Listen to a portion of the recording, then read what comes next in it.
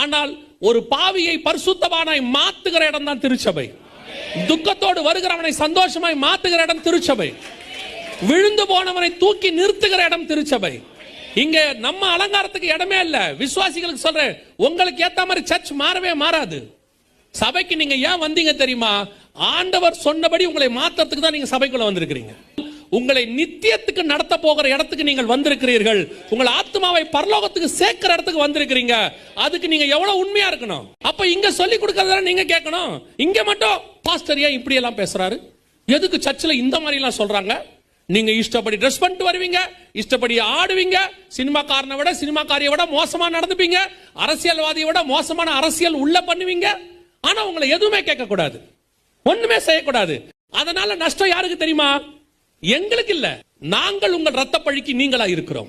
சொல்ல வேண்டியதை சொல்லிட்டோம். ஆனால் பாதிப்பு உங்களுக்கு.